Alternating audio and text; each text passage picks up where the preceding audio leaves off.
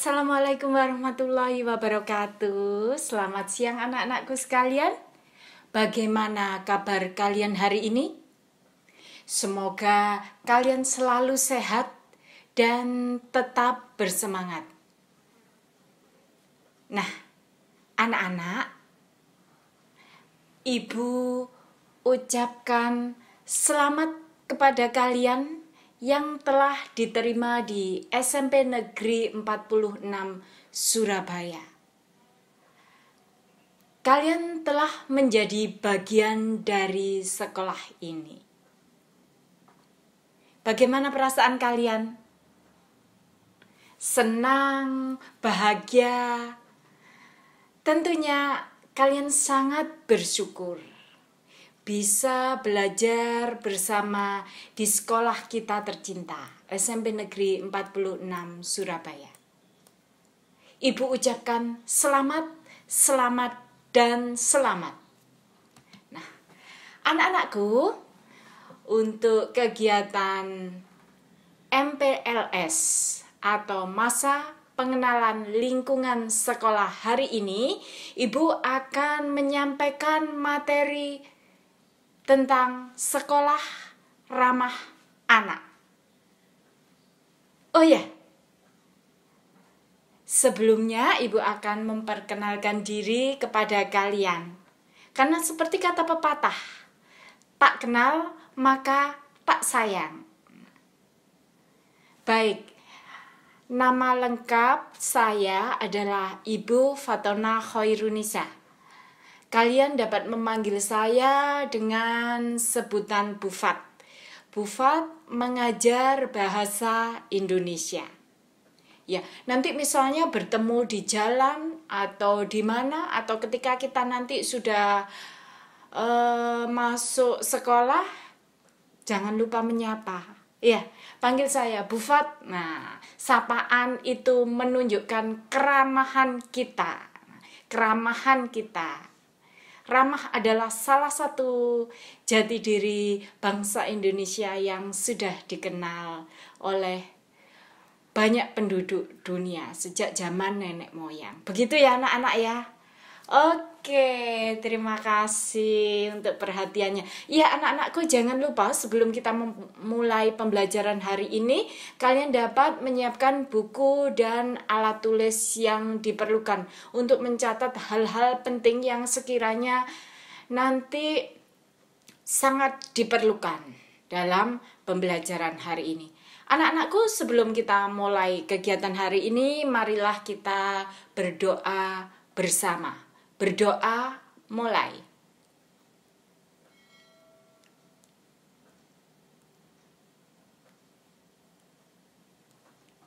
Berdoa selesai. Anak-anakku, mengapa kita perlu belajar tentang sekolah ramah anak? Nah, ini ada 4 hal yang mendasari bahwa kita perlu belajar tentang sekolah ramah anak. Yang pertama adalah regulasi. Regulasi itu bahasa yang paling mudah adalah aturan. Aturan bahwa sekolah harus ramah anak. Yang kedua, sekolah ramah anak itu dipelajari sehubungan dengan hak dan kesempatan belajar atau pembinaan potensi pada anak. Dan dasar ketiga adalah sekolah sebagai pusat perubahan. Terakhir, sekolah ramah anak diperlukan untuk memberikan perlindungan, yaitu belajar bebas dari kekerasan. Baik anak-anakku, sekarang akan Ibu jelaskan pengertian sekolah ramah anak. Yang dimaksud dengan sekolah ramah anak adalah satuan pendidikan formal ataupun non-formal atau informal. Maksudnya adalah tempat pendidikan yang aman, bersih, sehat, peduli, berbudaya lingkungan hidup, mampu menjamin, memenuhi, menghargai hak-hak anak, dan perlindungan anak dari kekerasan, diskriminasi, dan perlakuan salah lainnya, serta mendukung partisipasi anak, terutama dalam perencanaan kebijakan pembelajaran, pengawasan, dan mekanisme pengaduan terkait pemenuhan hak dan perlindungan anak dalam pendidikan. Nah, anak-anakku, pendidikan itu bertujuan mengembangkan potensi peserta didik agar menjadi manusia yang beriman dan bertakwa kepada Tuhan Yang Maha Esa, berakhlak mulia, sehat, berilmu, cakap kreatif, mandiri, dan menjadi warga negara yang demokratis, serta bertanggung jawab. Semua itu tercantum dalam pasal 3 Undang-Undang Nomor 20 Sisdiknas tahun 2003. Sedangkan hal-hal yang diatur di situ dapat diwujudkan dalam bentuk sikap. Sikap itu terbagi atas dua hal, yaitu sifat spiritual. Yang dimaksud spiritual itu adalah beriman dan bertakwa kepada Tuhan Yang Maha Esa. Contohnya apa? Contohnya untuk yang muslim, rajin salat, rajin mengaji. Kemudian untuk yang beragama Kristen atau Katolik, rajin mengikuti misa, kemudian rajin mengikuti doa. Demikian juga dengan anak-anakku yang berkeyakinan lain. Intinya kalian rajin berdoa dan beribadah, serta bertakwa pada Tuhan Yang Maha Esa. Berikutnya, sikap sosial adalah berakhlak mulia, sehat, mandiri, demokratis, dan bertanggung jawab. Contoh berakhlak mulia itu seperti apa? Santun, hormat pada guru. Nah, ada bertanggung jawab, demokratis, sehat, dan mandiri. Mandiri itu yang seperti apa? Mandiri itu artinya tidak bergantung terhadap orang lain. Mandiri, tahu apa yang harus dilakukan, tidak menunggu disarankan atau dianjurkan. Kapan harus berdisiplin ketika daring, kapan harus masuk kelas daring, sudah tertib tanpa diingatkan, oh waktunya daring pukul sekian sampai sekian, saya sudah harus masuk dan bergabung dalam link. Itu artinya mandiri, bertanggung jawab juga, mengerjakan semua tugas yang diberikan, melaksanakan apa yang menjadi tanggung jawabnya. Seperti itu. Ya, kemudian yang berikutnya adalah pengetahuan, berilmu. Nah, ilmu itu bisa kalian pelajari baik dari lingkungan sekolah ataupun di luar lingkungan sekolah. Dan yang ketiga adalah keterampilan. Keterampilan itu artinya cakap dan kreatif. Nah, cakap dan kreatif artinya terampil dan kreatif dengan sesuatu. Banyak ide-ide yang ingin disampaikan. Nah, itu kreatif. Jika menemukan kesulitan seperti ini, saya harus mempunyai solusi seperti apa? Nah, seperti itu. Jika saya tidak mempunyai buku paket, berarti saya harus bagaimana? Nah, itu kreatif. Iya, sekolah ramah anak akan menghasilkan pendidikan yang berkualitas. Nah, pendidikan yang berkualitas itu dihasilkan oleh lingkungan yang berkualitas pula, yang berdasar pada hak dasar anak dan berpusat pada anak. Jadi untuk sekolah yang berkualitas atau pendidikan yang berkualitas diwujudkan lewat sekolah ramah anak yang berbasis pada hak anak sebagai pusat pembelajaran. Intinya anak yang nomor satu, anak yang harus diperhatikan dengan berbagai macam kebutuhan. Nah, kebutuhan itulah yang harus dipenuhi. Nah ini, apa saja yang tidak boleh terjadi di sekolah berkaitan dengan sekolah ramah anak ini? Ini yang tidak boleh terjadi di sekolah berkaitan dengan sekolah ramah anak. Ini adalah kekerasan di sekolah yang tidak dapat ditoleransi. Ini nggak boleh terjadi. Jadi anak-anakku nggak usah terlalu khawatir ya. Nanti saya kalau SMP bagaimana? Timbul khawatir seperti itu. Nanti seperti ini, nanti seperti itu. Ya, anak-anak tidak usah khawatir. Nanti kalian akan menjadi pusat.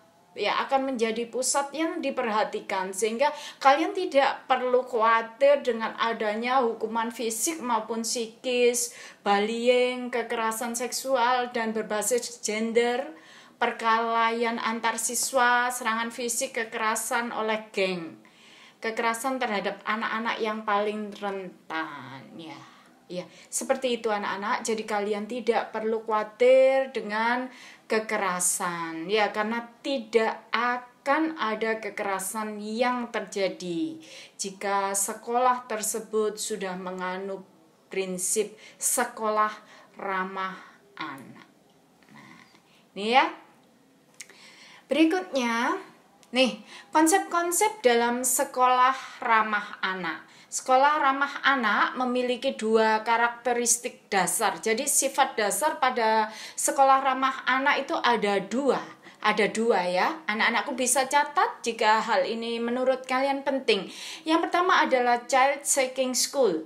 Ini mencegah anak putus sekolah dan aktif mengidentifikasi anak-anak usia sekolah yang tidak bersekolah untuk memastikan mereka kembali sekolah, menghargai hak-haknya. Nah, ini penting anak-anakku. Sekarang ini kan sedang musim pandemi. Nah, dikhawatirkan angka putus sekolahnya tinggi. Mengapa? Karena tidak semua siswa mampu mengikuti sekolah dengan sistem daring. Nah, karena itu sekolah memberikan alternatif. Ada 3 alternatif di situ. Ada siswa yang dapat mengikuti daring secara keseluruhan. Jadi mereka bisa mengikuti pertemuan virtual. Kemudian yang kedua, anak-anak tersebut hanya dapat mengikuti pembelajaran tapi tidak mengikuti virtual karena keterbatasan kuota, jaringan dan sebagainya. Jadi mereka hanya mengikuti melalui grup WA saja. Jadi jika ada kesulitan atau ada sesuatu yang kurang mengerti, mereka mengomunikasinya lewat chatting di WA. Dan yang ketiga adalah anak-anak yang tidak dapat mengikuti daring, sekolah tetap menyelenggarakan pendidikan yang bersifat luring. Jadi anak-anak akan diberikan tugas berupa modul-modul yang dapat diambil di sekolah. Sudah dicetak oleh sekolah, kemudian anak-anak dapat mengerjakannya di rumah. Kemudian setelah selesai, kalian dapat mengembalikan modul itu ke sekolah dan mengambil modul yang baru untuk pembelajaran pada bab berikutnya. Ya, yang berikutnya adalah sekolah yang berpusat pada anak. Sekolah yang berpusat pada anak ini yang dimaksud anakku yaitu sekolah bertindak atas kepentingan terbaik anak dan di dalamnya mengembangkan kepribadian, bakat, mental dan fisik secara optimal dan membangun pribadi yang memiliki rasa hormat terhadap orang tua, budaya, nilai-nilai dan tahapan peradaban. Nah, anak-anakku, Ibu ulang kembali, Ibu tandaskan kembali sekolah yang berpusat pada anak. Jadi yang ditekankan di sini adalah kebutuhan anak. Sekolah membantu siswa dalam mengembangkan kepribadian, bakat. Nah, kepribadian dan bakat. Bakat-bakat apa yang ada pada kalian dapat kalian pupuk dengan bantuan sekolah. Nah, misalnya di sekolah ada berbagai macam ekstrakurikuler yang dapat diikuti. Kalian dapat mengikuti ekstrakurikuler tersebut sesuai dengan bakat yang kalian miliki. Baik itu ekstrakurikuler yang berkaitan dengan olahraga maupun seni maupun keilmuan seperti karya ilmiah remaja dan sebagainya.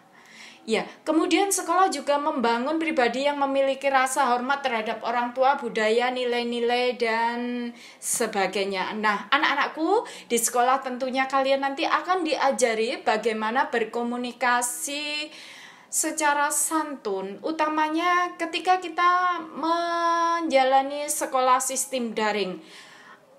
Ini sekadar pengalaman. Saya ketika mengajar daring itu sering menerima tugas dari siswa itu lewat tengah malam anakku. Nah, lewat pengumpulan tugas sudah lewat tengah malam. Saya pernah menerima tugas dari siswa itu pukul 2 malam.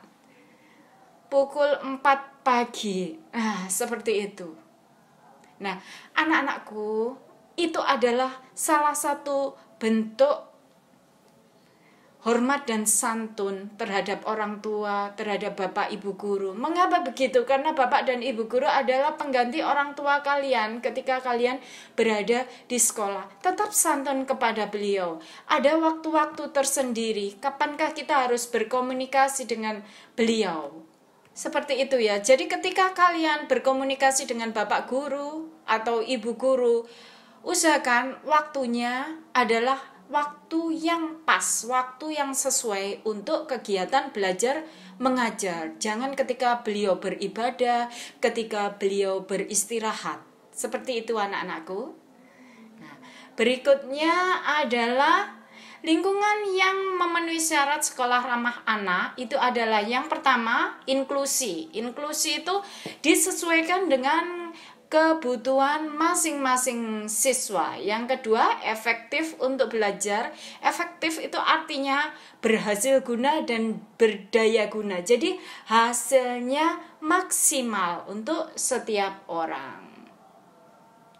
Kemudian yang berikutnya adalah sehat dan protektif bagi anak. Lingkungan tersebut sehat. Jadi sehat dan melindungi anak, baik secara fisik maupun secara mental. Jadi berada di situ anak-anak merasa nyaman, merasa enjoy tanpa beban.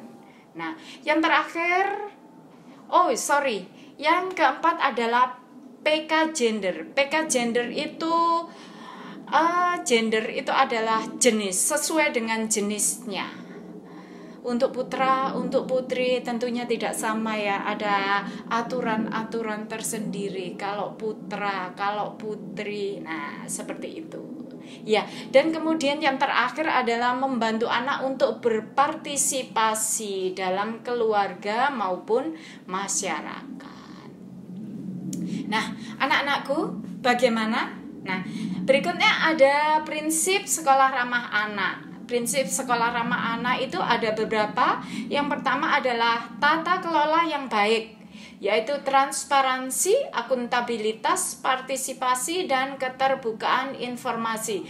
Jadi tata kelola yang baik itu yang bagaimana? Yang terbuka dan dapat dipertanggungjawabkan. Nah, itu ya. Kemudian ada penerapan kode etik berdasarkan prinsip-prinsip hak anak. Berdasarkan 4 hal tadi sudah saya utarakan sebelumnya. Kemudian yang ketiga, non-diskriminasi, yaitu tidak membedakan suku, agama, dan sebagainya. Terus yang terakhir, kepentingan yang terbaik bagi anak. Itu adalah hal yang paling utama. Jadi anak lebih utama dari apapun. Anak sebagai bahan pertimbangan utama. Ya, ini adalah prinsip berikutnya adalah hak untuk hidup, berkelangsungan hidup dan berkembangan anak, yaitu menjamin hak anak untuk hidup dan tumbuh kembang semaksimal mungkin dalam semua aspek, termasuk aspek fisik, emosional, psikososial, kognitif, sosial, budaya. Nah, ini untuk anak-anakku juga ada penghargaan terhadap pendapat anak, yaitu mengakui dan memastikan bahwa setiap anak memiliki hak untuk berkumpul secara damai, berpartisipasi aktif dalam setiap aspek yang mempengaruhi kehidupan mereka, untuk mengekspresikan pandangannya secara bebas, mereka dapat berpendapat, dan mereka harus didengarkan dengan sungguh-sungguh. Anak-anakku, contohnya seperti ini. Misalnya dalam pembelajaran, kalian bebas mengutarakan pendapat. Nah, anak-anak, berikutnya yang kita pelajari adalah nilai-nilai yang terkandung dalam sekolah ramah anak. Ada beberapa hal di sini. Yang pertama adalah menghormati HAM, termasuk hak-hak anak, dan menjadikannya sebagai pertimbangan utama dalam setiap kebijakan, program, dan kegiatan. Yang berikutnya adalah berorientasi pemberdayaan, yaitu peningkatan kemampuan warga sekolah, termasuk anak, menjadi arah kebijakan, program, dan kegiatan. Berikutnya adalah kemandirian, yaitu mengoptimalkan pendayagunaan sumber daya yang dimiliki. Berkelanjutan artinya mengutamakan penguatan lembaga atau komunitas yang ada dan mendukung. Berikutnya adalah kearifan lokal, yaitu menggali dan mendayagunakan. Berikutnya ada kemitraan, yaitu melibatkan pemangku kepentingan termasuk anak secara individu maupun dalam kelompok untuk bekerja sama. Ada hal lagi yang diperhatikan dalam nilai-nilai sekolah ramah anak. Yang pertama adalah inklusivitas, yaitu memperhatikan kepentingan warga sekolah, terutama anak-anak yang berkebutuhan khusus. Yang dimaksud dengan berkebutuhan khusus itu ada kebutuhan-kebutuhan yang khusus dia perlukan, yang tidak sama dengan anak-anak yang lain. Itu artinya mereka berkebutuhan khusus. Jadi kebutuhan mereka tidak sama dengan kebutuhan teman-teman yang lain. Yang berikutnya adalah relevan dengan kondisi keseharian anak. Ya, relevan itu artinya up to date, cocok, sesuai dengan waktu. Nah, itu relevan. Yang berikutnya adalah mengembangkan sistem berpikir kritis, kreatif, dan peduli. Nah, berikutnya ada kehati-hatian. Hati-hati terhadap kerentanan dan ketergantungan. Nah, itu harus diperhatikan. Yang berikutnya adalah penegakan fungsi sekolah, yaitu senantiasa memberikan layanan yang prima, layanan yang sebaik-baiknya, yang harus diperoleh oleh setiap anak. Layanan anak ini berhubungan dengan 3 hal. Yang pertama berhubungan dengan lingkungan yang berpengaruh pada tumbuh kembang anak, kemudian penentu kebijakan dan stakeholder satuan pendidikan. Anak-anakku, Ibu beri contoh yang mudah.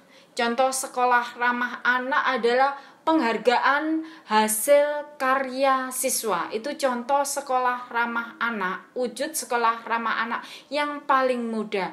Jadi meskipun belajar dilakukan dengan daring, penghargaan terhadap karya siswa tetap diberikan. Contohnya dengan apa? Karya yang kalian kumpulkan itu kemudian akan didokumentasikan oleh Bapak dan Ibu guru. Bisa jadi karya tersebut nanti akan ditampilkan di website sekolah, di IG sekolah, atau dipublikasikan lewat sekolah. Nah, itu merupakan wujud sekolah ramah anak dalam hal penghargaan terhadap karya siswa. Nah, wujud yang lain dari sekolah ramah anak adalah interaksi guru dan siswa. Karena ini belajar daring, contoh yang Ibu berikan pada kalian adalah pertemuan virtual yang dilakukan oleh Bapak dan Ibu guru selama pembelajaran. Bagaimana? Mudah difahami? Intinya anak-anakku, sekolah ramah anak itu adalah sekolah yang akan membuat kalian nyaman dalam belajar. Tentu saja sekolah tersebut akan mendukung kalian dalam mengembangkan potensi diri. Ya, tanpa membedakan antara si A, si B, dan yang lain yang berpusat pada kebutuhan anak. Intinya adalah berpusat pada kebutuhan anak. Apa yang menjadi hak anak akan kita wujudkan. ucapkan terima kasih atas perhatian kalian dalam pembelajaran hari ini pada masa pengenalan lingkungan sekolah. Bu Fat, mohon maaf apabila ada kekurangan dalam penyampaian materi.